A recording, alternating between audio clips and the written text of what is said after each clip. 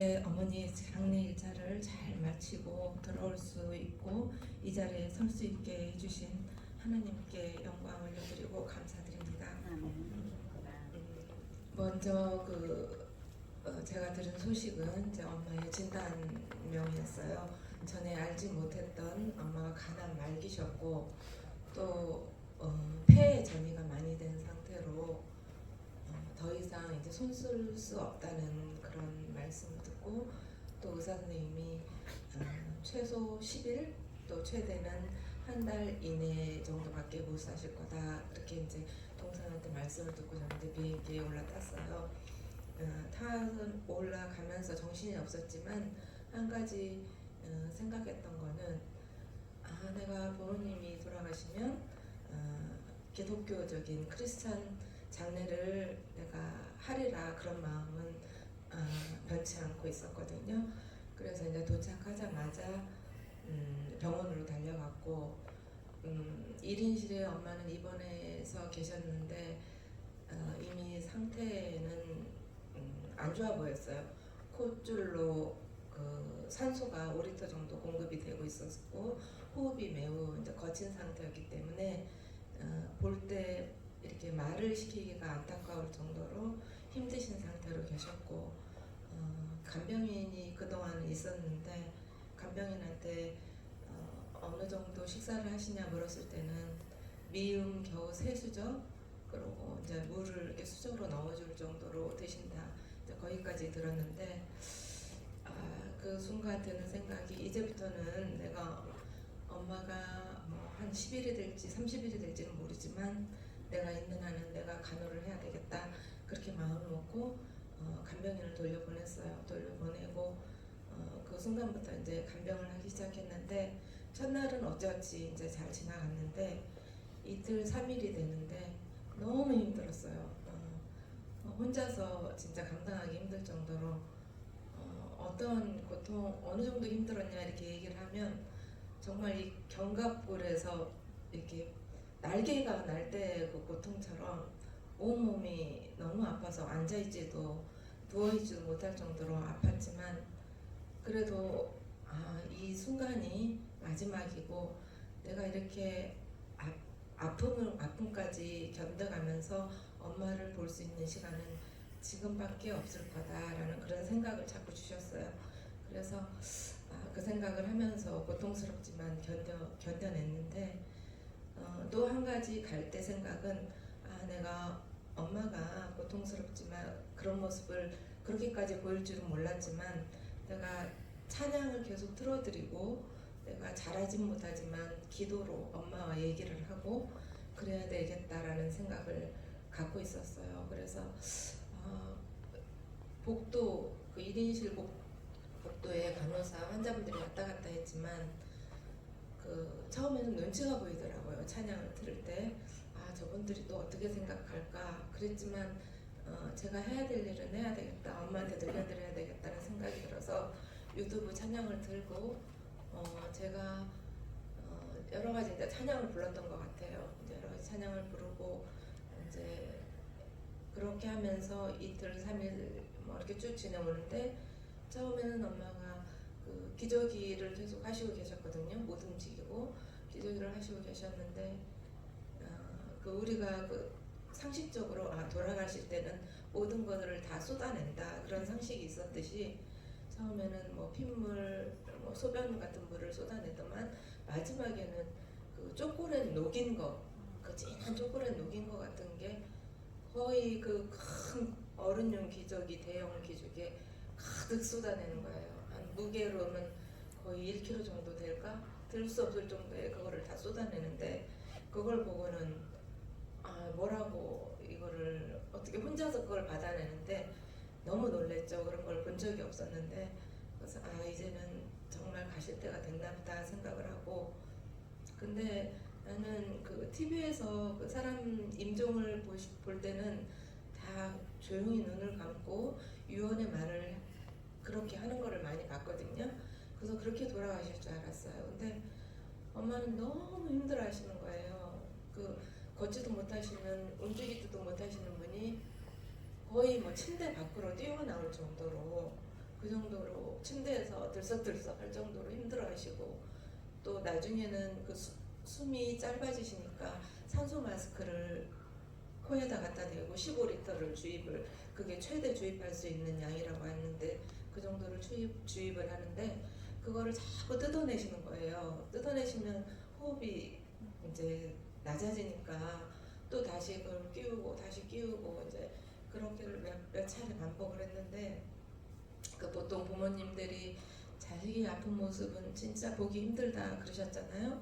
근데 이제 저는 처음 그 임종을, 엄마 임종을 보고 그렇게 가까이 본 적은 없었거든요. 근데 정말 그렇게 고통스러워하는 모습은 정말 보기가 힘들더라고요. 진짜 대신 제가 죽을 수 있다면, 부모님이 자식을 위해서 죽듯이 자식 또한 그런 마음을 가질 수 있겠구나 하는 그런 생각이 들었어요. 그런 생각이 들고, 제가 할 수 있는 거는 찬양과 기도, 또 간호사한테 진통제 좀 놔주세요 하는 말밖에 없었어요. 진통제를 한 대, 두 대 맞았는데 그 시간이 30분 그렇게 짧게 가더라고요.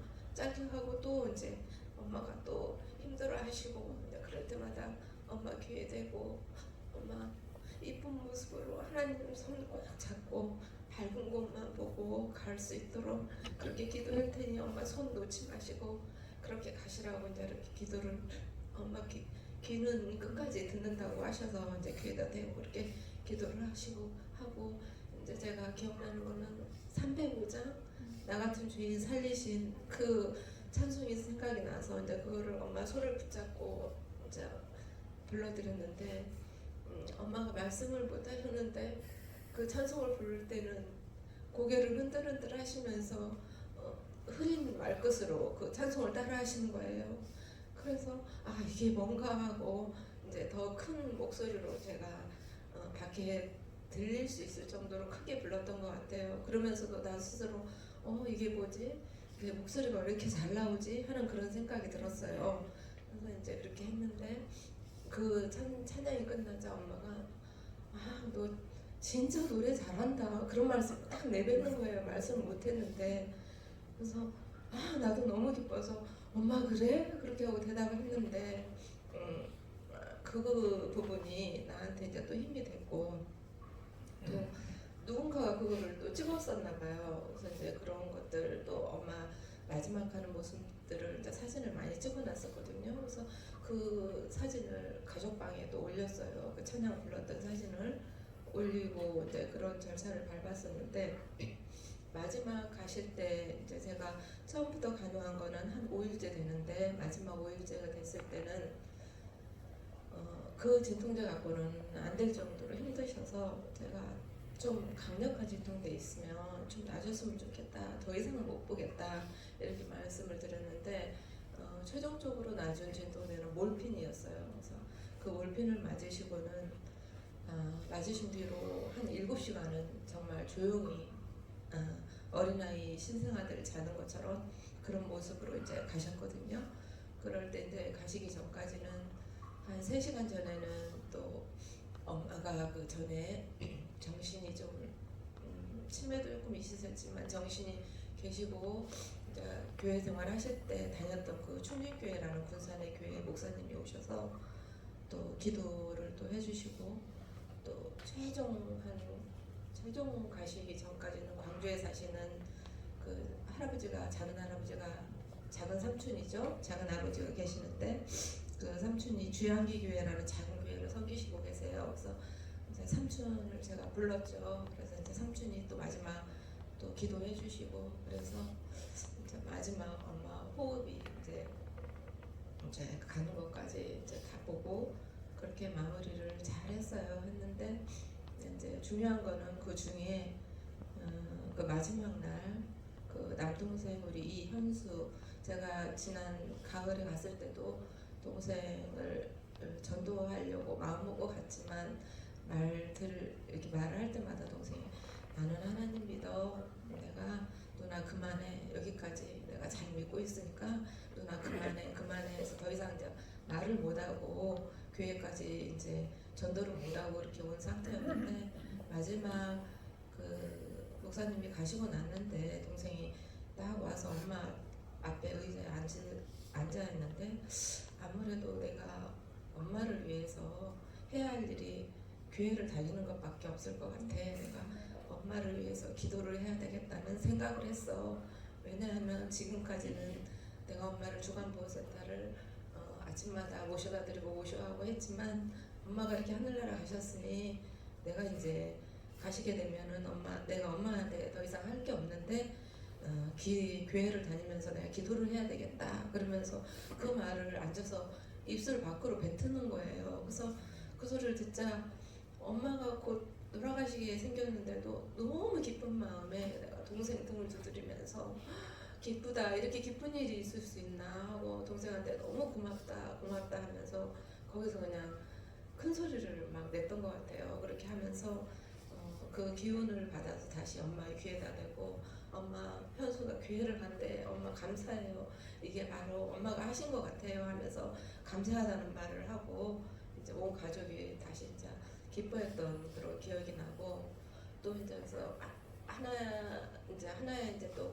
그 모든 장례 절차를 교회 이제 목사님이 진행을 하시면서 저희 가족들이 크게 울지 않았던 것 같아요. 울음 목소리가 거의 안 났고, 나중에 그 입관식 할 때 이렇게 가서 뵀는데 들어갈 때 이제 동생들이 훌쩍훌쩍 하더라고요. 그래서 제가 그런 말을 했어요. 울지 마라. 왜 우냐?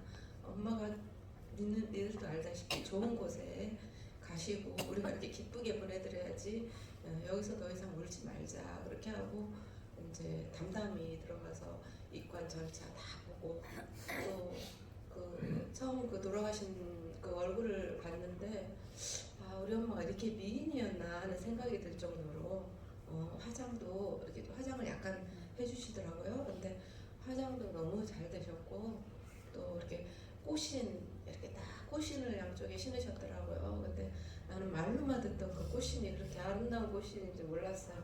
그래서 그 꽃신을 또 이렇게 만져보고, 그래서 참 예쁜 모습으로 가셨고, 또 가족 한 분 한 분들 이렇게 인사하라 그럴 때 다 볼에다가 그 차갑지만 그 느낌이 아직도 있거든요.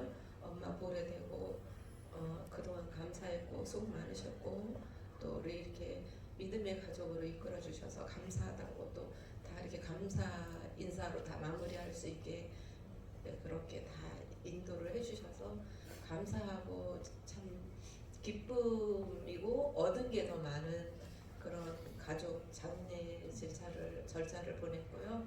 또 이렇게 감사하게 또 올 수 있게 해주셔서 또 감사하고, 또 가족들이 다 이렇게 이렇게 남겨둔 재산은 한 푼도 없었어요.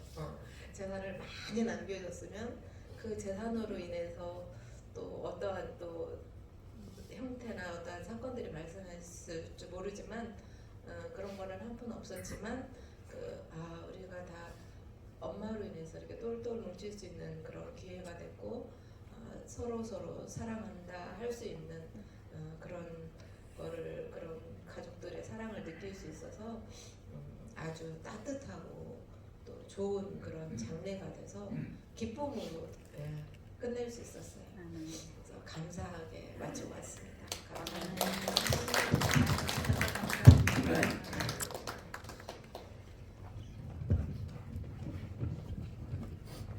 맞이 사람은 마지막 때가 중요합니다.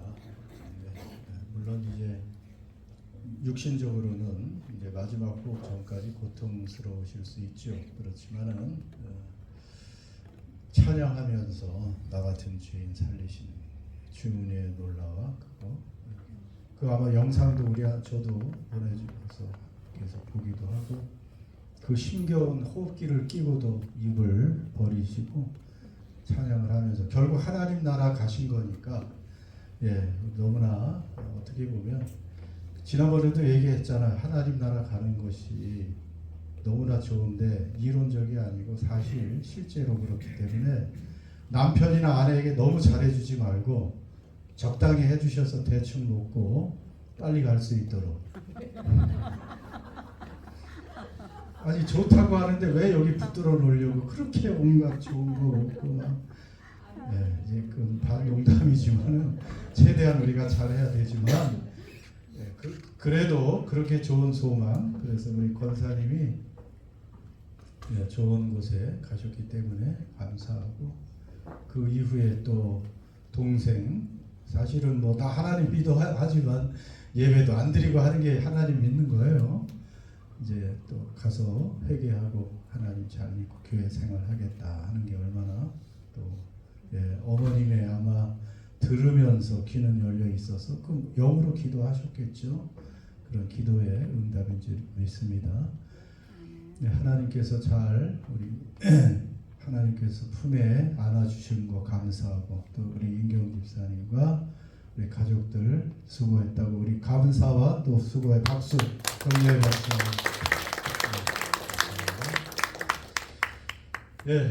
이걸로 예배를 마치면 그럴 것 같지만 그렇게 안 되죠. 자, 오늘 하나님 말씀 히브리서 12장 14절에서 17절 말씀입니다.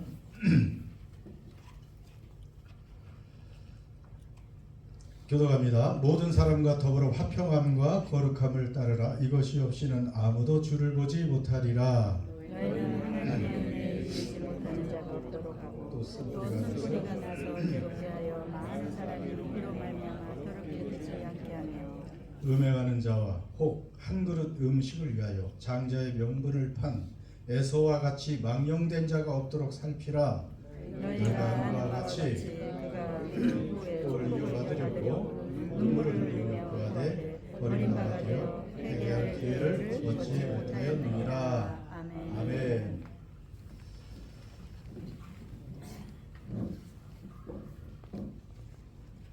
어제 새벽기도의 찬양 중에 물론 새벽기도 다 여러분들 마친 후에 계속 이어진 찬양이나 있었는데 주님의 시선이란 그런 찬양이었습니다.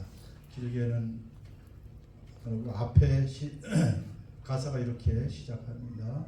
물론 앞에 중간이죠. 주님의 시선 나를 비추시고 상처난 내 맘 만지시네. 말씀하시고 회복하시네. 주의 사랑이 다시 살게 하시네.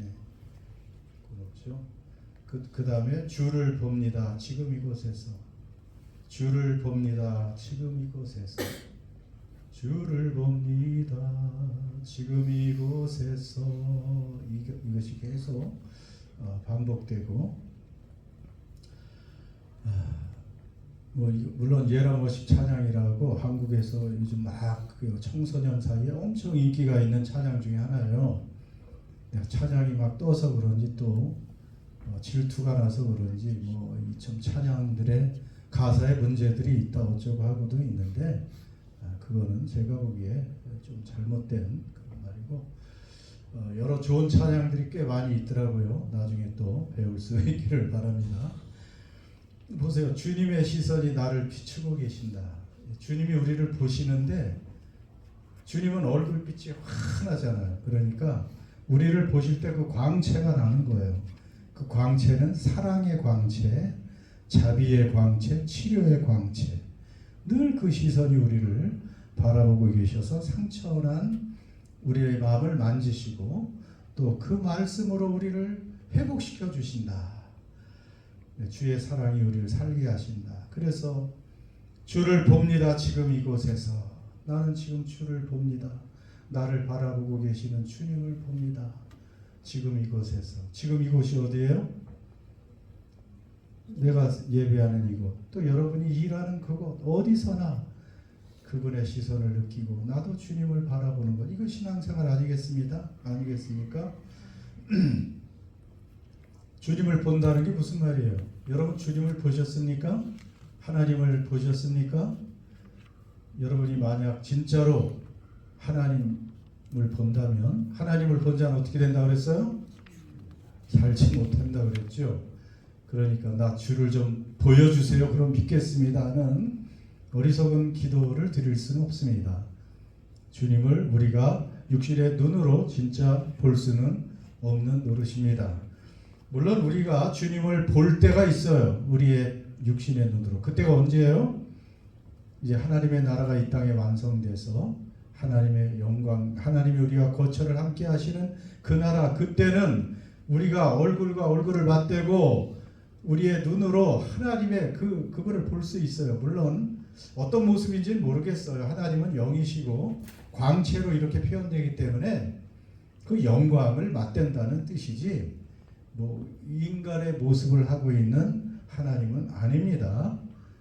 물론 예수님을 그 어린 양의 모습으로 뭐 이렇게 또 인간의 모습으로 이렇게 묘사는 하고 있지만 마지막에 그 하나님 나라에서 그 하나님은 빛이나 어떤 영이기 때문에 어떤 모습인지 우리는 거기까지 알 수는 없습니다.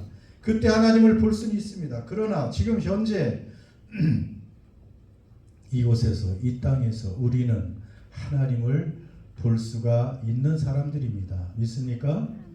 여러분 그리스도인들은 하나님을 볼 수 있는 사람들이에요. 하나님의 시선, 하나님은 언제 어디서나 우리를 주목하시고 한순간도 우리의 동선을 놓치지 않으십니다. 여러분 어린아이를 부모가 그 엄마가 계속 그 따라다니고 쳐다보고 계속해서 그 눈에서 떠나지 않게 하려고 노력하지만 한계가 있으나 우리 하나님은 하나님의 자녀된 사람들이 어디에 있든지 계속 추적하시는 거예요. 오늘 이런 말씀도 주님의 시선이 나를 비추신다도 마찬가지예요. 하나님 말씀 성경을 읽어보면 주님이 우리를 계속 따라다녀 스토커처럼. 우리가 잘 아는 시편 23편 마지막에도 어떤 말씀이 있죠? 내 평생에 주의 인자하심이 정녕 나를 따르리니. 주님의 인자하심, 주의 신실하심, 주의 사랑이 우리를 따라다닌다는 것, 주님이 따라다니신다는 거예요. 한순간도 우리 혼자 있는 경우가 없어요. 좋습니까? 안 좋습니까? 예, 물론 나쁜 짓 하는 사람에게는 이건 참 고통스러운 일이에요. 그러나 하나님 앞에서 떳떳하고 공의롭고 거룩하게 열심히 사는 그 사람들에게는 너무나 좋은 일이죠. 하나님 귀찮으니까 제발 따라오지 마시고 여기까지 이럴 수는 없습니다. 그건 우리의 희망이지만 하나님은 언제 어디서나 우리가 어디에 있든지 우리를 추적하시고 우리에게서 시선을 돌리지 아니하시고 우리를 바라보시고 그러면서 우리를 지켜주시고 우리를 불쌍히 여겨주시고 우리를 옳은 길로 의의 길로 인도해 가시는 하나님이신 줄 믿습니다. 그 하나님을 우리가 본다는 것은 그분을 알고 그분이 지금 영으로 나와 함께 하심을 알고 이 시선을 늘 믿고 우리도 그분과 응답하고 교제하고 여러분 기도로 대화하고 늘 또 말씀 앞에서 말씀을 읽으며 대화하고 또 묻기도 하고 감사하며 찬양하고 이 모든 것들이 하나님과의 교제, 이것이 그리스도인의 삶.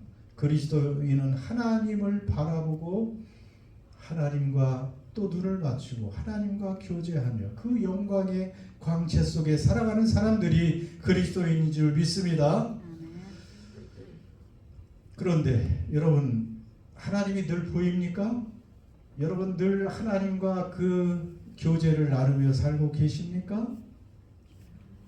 하나님은 늘 우리를 보시는데 근데 솔직히 우리 잃어버릴 때 많잖아요. 하나님이 잊을 때가 많잖아요. 하나님이 보이질 않아요. 하나님이 늘 보입니까? 저도 솔직히 하나님을 깜빡 잊어버릴 때가 있어요. 안 보일 때가 있죠. 우리가 그냥 디스트랙 되는 거예요.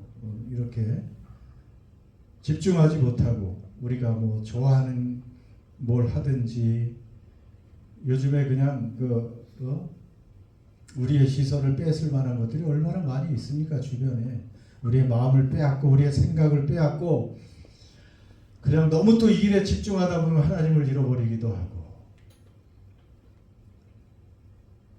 그런데 오늘 말씀 보니까 왜 하나님을 보지 못할까? 14절에 답이 있어요. 모든 사람과 더불어 화평함과 거룩함을 따르라. 이것이 없이는 아무도 주를 보지 못하리라. 주를 보지 못하는 것이 무엇 때문일 것 같아요? 무엇이 없어서? 예, 화평과 거룩, 평화와 거룩. 물론 이제 이 거룩에 다 포함이 되지만 여러분 우리 마음에 평화가 있는지, 그리고 우리가 은혜로 구원받고 하나님을 결국은 영원히 볼 날이 있다고 쳐도 은혜 안에 구원받고 살아가는 사람들이라면 반드시 화평하고 거룩함을 가지고 살아야 되는 거예요. 그런 증거가 나타나는 거예요. 왜 우리가 이렇게 하나님 우리를 끊임없이 바라보고 신앙생활이라는 것이 하나님과 교제하고 그분을 의식하고 그분을 바라보며 그분의 음성을 들으며 그렇게 교제하며 살아가는 것인데 왜 이렇게 하나님을 잊어버리고 하나님을 떠나서 우리가 살게 될까? 그리고 정신을 차리면 하나님과 멀어져 있고, 여러분 그것은 평화가 일단 없기 때문에 그렇다고 합니다. 여기 말씀에 그렇잖아요. 자, 우리는 먼저는 평화의 사람입니다. 그리스도는 평화의 사람이에요. 누구와 평화 관계를 맺었어요? 제일 중요한 하나님과의 평화의 관계를 맺었어요. 우리가 죄인일 때는 하나님과 원수된 관계였어요. 하나님의 진노의 대상이었어요. 그러나 예수님의 십자가의 그 희생 덕분에 그분 안에서 우리는 하나님과 평화의 관계를 맺고 하나님이 우리를 사랑하시고 우리도 하나님을 사랑하는 그러한 평화가 우리 안에 있는 사람들입니다. 여러분 하나님과 평화롭게 잘 지내십니까? 하나님은 우리를 향해서 이제 결코 원망하거나 우리를 혼내시거나 우리를 심판하려고 하지 않으십니다. 하나님은 우리를 사랑하는 자녀로 여기고 계십니다. 여러분 그게 하나님과의 우리 관계 괜찮죠? 여러분 하나님과 나의 관계는 어디서 알 수 있느냐 하면 나와 다른 사람의 관계 속에서 하나님과 나의 관계를 사실은 알 수 있는 거예요. 어떤 사람이 나는 하나님과 지금 너무 관계가 좋아. 나는 지금 하나님을 너무 잘 섬겨. 하나님이 나를 지금 너무 사랑하실 거야. 나는 정말 하나님께만 집중하고 하나님 잘 믿어. 그런데 옆에 있는 사람과 불화하다면, 미워하고 있다면, 싸우고 있다면, 갈등과 분열의 관계에 있다면, 누군가 지금 원수 맺고 있다면, 자, 그 사람이 과연 하나님과 좋은 관계에 있는 것일까요? 그것이 아니라는 거예요. 증거는 내가 다른 사람과의 나와의 관계에 따라서 하나님과 나의 관계가 보이는 것입니다. 그러니까 다른 사람과의 관계가 형편없이 깨어져 있고 늘 그냥 불평, 문제거리, 골칫거리인 사람이 나는 하나님 잘 믿어 이렇게 말할 수 있는 게 아니에요. 나와 가족 안에서 갈등과 분열이 있는가? 그럼 하나님과 나와도 온전한 거 아니에요. 왜냐하면 하나님의 말씀을 지금 이미 어기고 살고 있기 때문에. 교회 안에 어떤 미움과 갈등, 분열 여전히 해결되지 못한 이런 부분이 있습니까? 그러면 하나님과의 관계가 좋은 것이 아닙니다. 여러분, 우리들은 하나님과 이 평화의 관계를 갖게 되고 하나님의 평강을 가진 우리들은 누구와도 잘 지내야 될 사람들입니다. 우리가 감히 누구를 용서하지 못하고 원수 맺고 살아갈 수 있는 사람들이 아닙니다. 예수를 믿는다는 것, 예수님 안에 있다는 것은 누구도 용서할 수 있고 누구와도 화해할 수 있다는 그러한 의미예요. 진짜 예수님 안에 있다면. 여러분 성경에 이 세상에서 역사적으로 가장 지독한 원수 관계, 적대 관계, 물과 기름 같은 관계 누구냐 하면 유대인과 이방인들 사이의 그런 관계였습니다. 왜냐하면 유대인들이 사실 잘못된 거죠. 너무 교만했죠. 하나님이 우리 민족만 선택하셨기 때문에 이방인들, 뭐 그릭이나 젠타일로 말하는 모든 이방인들은 지옥의 땔감이다. 아니 이렇게 덮어놓고 그냥 규정을 하고 그 인간들은 사람 취급도 안 했으니 그런데 예수님을 유대인들이 처음 믿었지만 그 다음에 이방인들도 예수님 믿기 시작했습니다. 자, 두 그룹이 교회 안에 있어요. 그 유대인들은 이방인들을 어떻게 봐야 돼요? 형제 자매로. 또 이방인들도 유대인을 이제 그 열등감에서 벗어나서 미움에서 또 형제 자매로. 누구 때문에? 결국 예수님 안에서는 그렇게 하나가 돼야 되는 것입니다. 예수님이 우리를 용납해 주셨고 그 하나님의 그 엄청난 사랑, 예수님의 사랑의 용광로 안에서 모든 다툼, 분열, 다른 생각, 이견 이런 것들이 다 녹아서 없어져야 돼요. 여러분 예수님 믿는 이 엄청난 근거를 가지고 우리는 화해하고 평화를 유지할 수밖에 없는 그런 존재입니다. 그러니까 싸우고 미워하고 용서하지 못하는 크리스찬 있을 수 없는 거예요. 싸우고 분열하는 교회 그건 말이 안 됩니다. 교회가 아닙니다. 그냥 형식만 교회라고 불리는 것이죠. 교회는 그리스도인은 평화의 사람들입니다. 그래서 그 말씀 있잖아요. 마태복음 5장 9절 시작. 화평하게 하는 자는 복이 있나니 그들이 하나님의 아들이라 일컬음을 받을 것이며 평화를 만드는 사람들이 하나님의 자녀라 일컬음을 받을 것이다.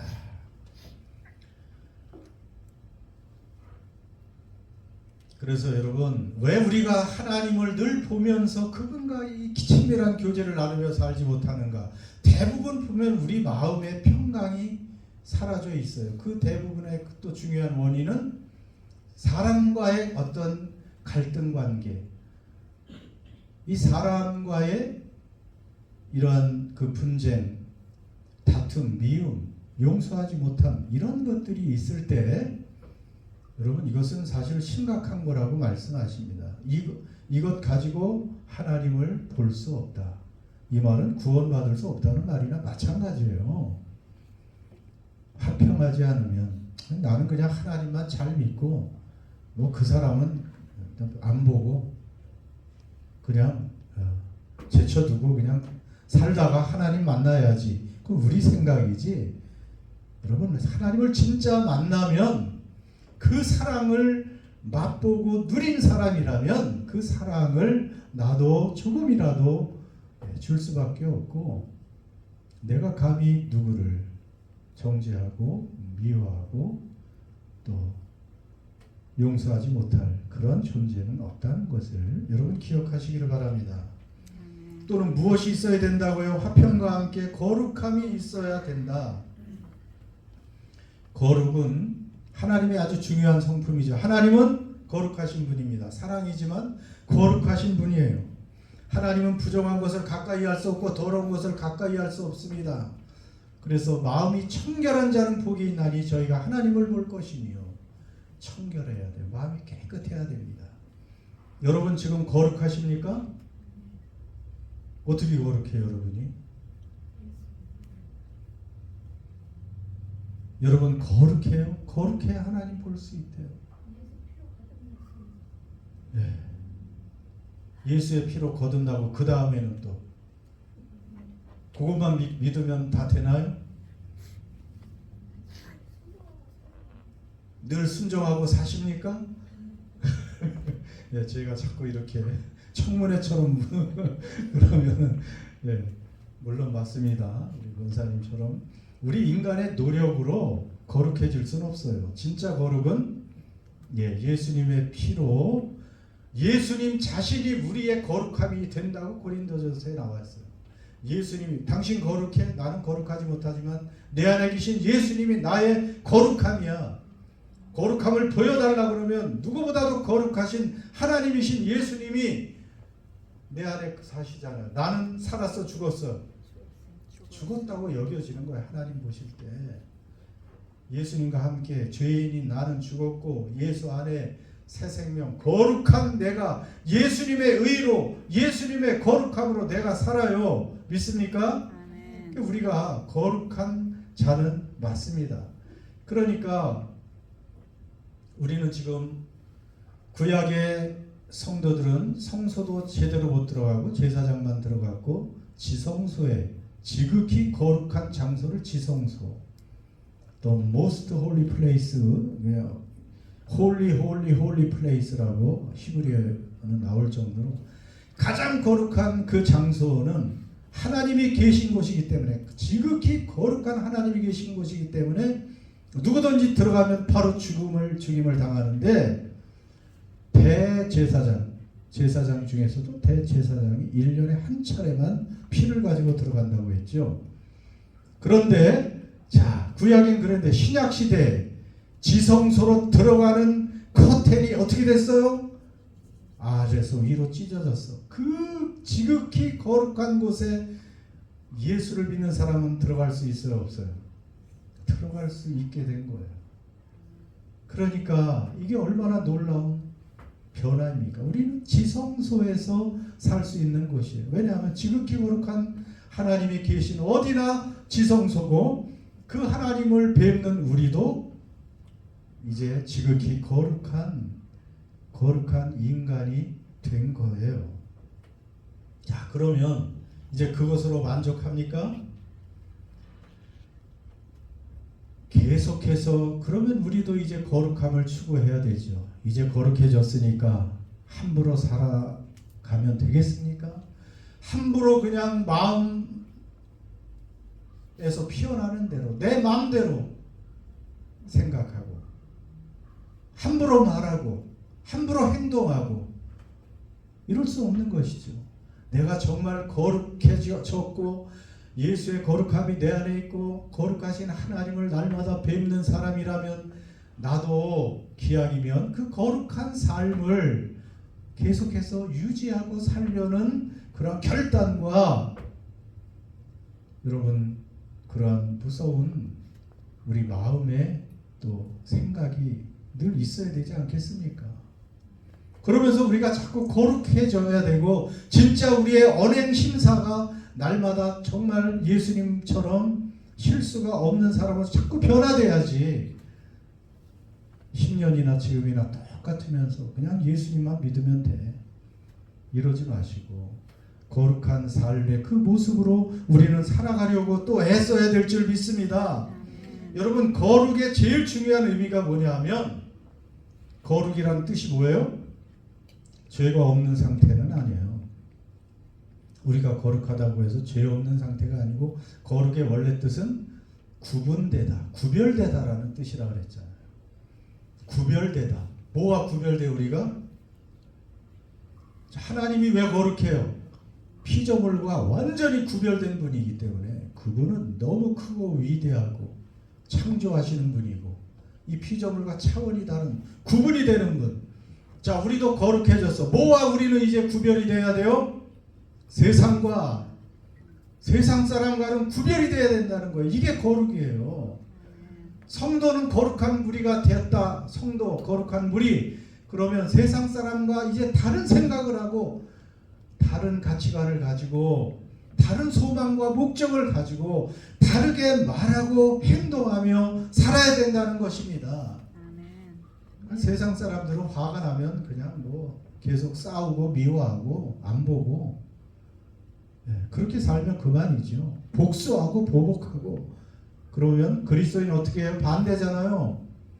하나님의 말씀대로 용서하고 또 용서하고 사랑하고 화해하고 화목하고 또 평화를 만드는 사람이 되고 문제를 만드는 사람이 아니고 이런 뭔가 여기서도 달라야 되죠.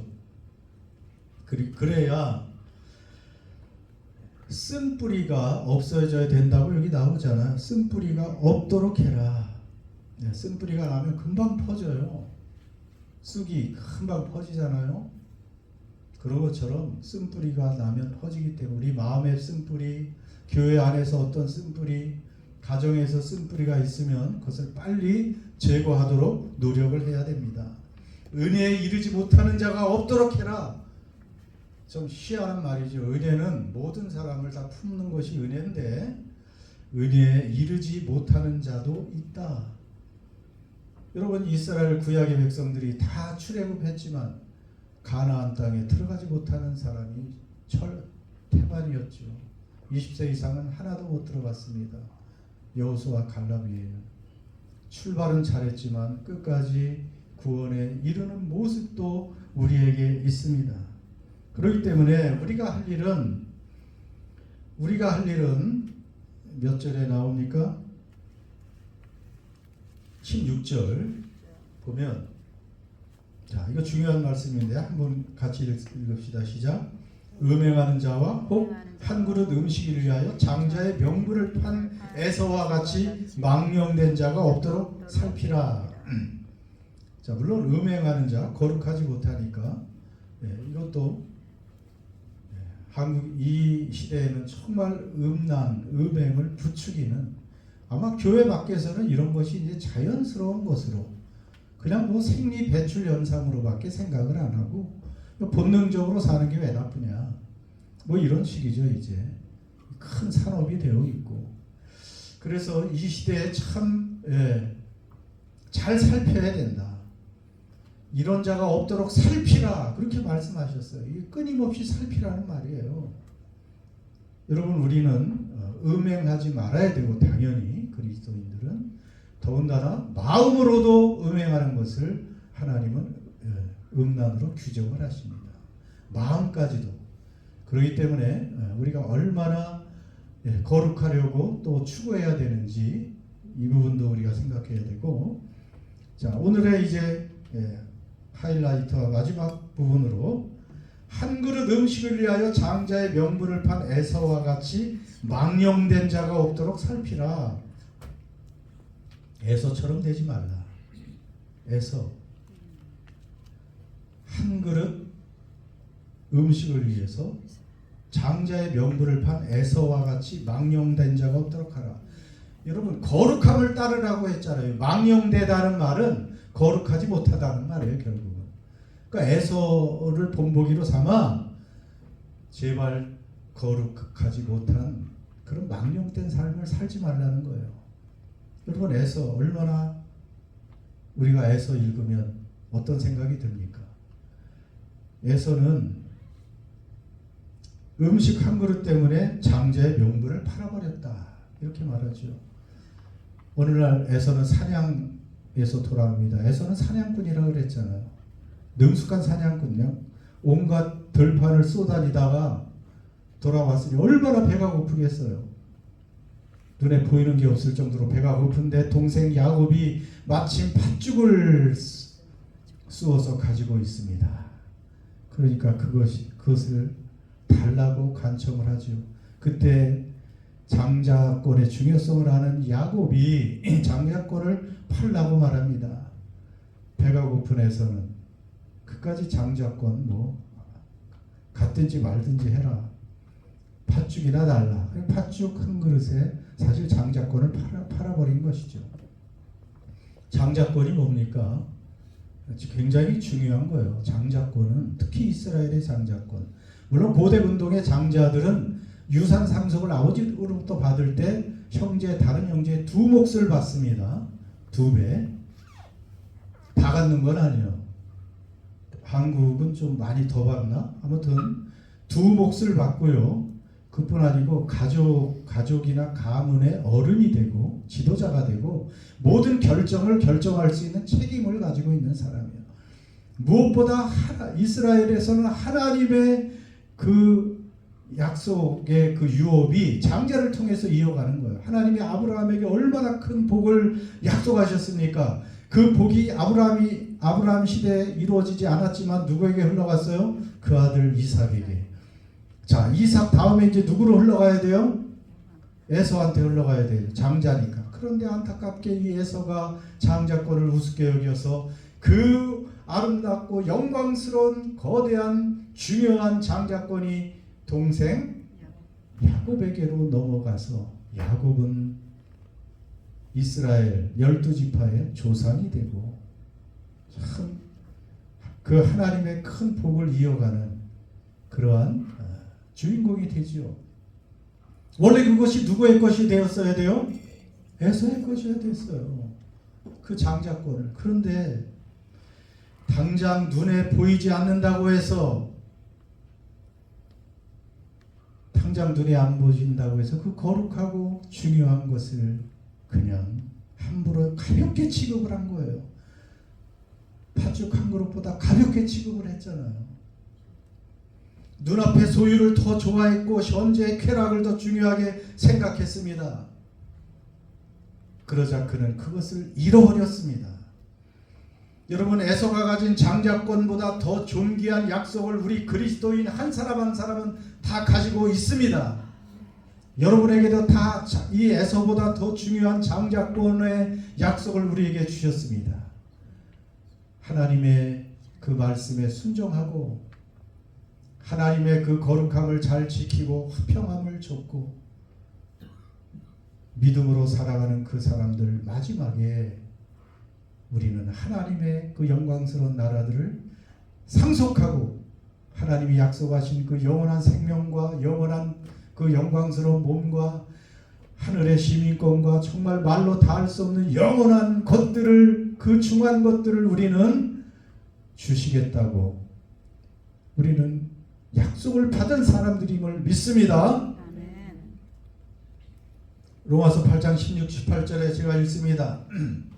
성령이 친히 우리의 영과 더불어 우리가 하나님의 자녀인 것을 증언하시나니 자녀이면 또한 상속자 곧 하나님의 상속자요 그리스도와 함께한 상속자니 우리가 그와 함께 영광을 받기 위하여 고난도 함께 받아야 할 것이니라. 생각건대 현재의 고난은 장차 우리에게 나타날 영광과 비교할 수 없도다. 여러분, 우리의 세상이 아무리 좋고 아무리 영광스러운 것을 세상이 준다고 해도 하나님이 우리에게 주실 장래 우리에게 주실 그 영광스러운 것과는 전혀 비교조차 할 수가 없다는 것입니다. 그런데 지금 여러분 그것이 보여요? 당장 눈에는 안 보이죠. 당장 여러분의 눈에 크게 보이는 것들이 많이 있죠. 에서가 지금 팥죽 한 그릇이 크게 보이는 것처럼. 그런데 여러분, 팥죽 한 그릇에 장자권을 팔면 안 되고요.